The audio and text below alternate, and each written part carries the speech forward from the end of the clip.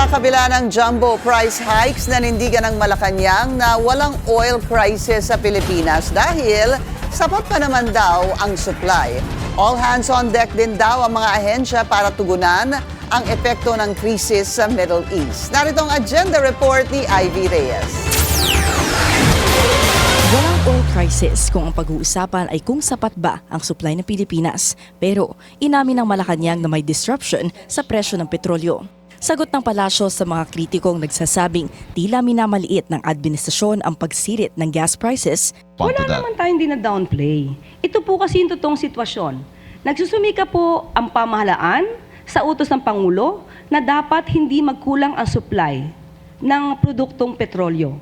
Lahat ginagawa. Una, hindi lang daw one time ang bigay ng fuel subsidy ayon sa DSWD dahil in tranches ang distribution nito. Pangalawa, ang suspension ng taas presyo ng pamasahe na matatanda ang binawi ni PBBM isang araw matapos aprobahan ng LTFRB at Transportation Department mananatili sa ngayon. Pero sakaling kailanganin na ay maaari rin naman daw ipatupad.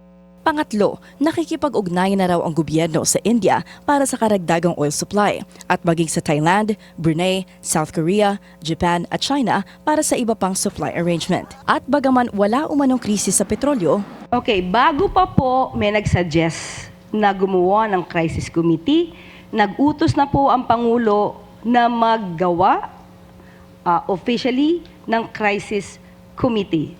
So hintayin na lamang po natin ang dokumento if na-finalize na po.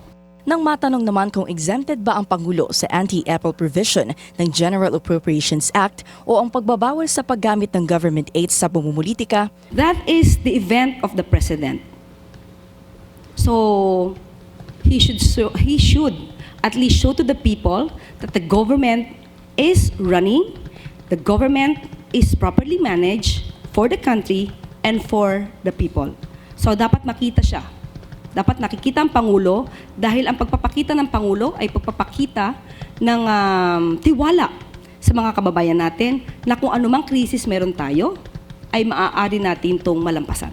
naninindigan ng Malacanang na hindi out of touch ang Pangulo at administrasyon. Kaya walang dahilan para hindi ipatupad ng Presidente ang pagbawas ng excise tax sa langis. Ito'y sa kabila ng pahayag ni PBBM nitong nakaraang linggo na hindi pa niya masabi kung kailan niya pwede gamitin ang kanyang emergency powers dahil nakadepende raw ito sa price trends. Para sa agenda, Ivy Reyes, Billionaire News Channel. Mag-follow sa aming mga social media accounts at mag-subscribe sa aming YouTube channel para sa pinakahuli at eksklusibong mga balita.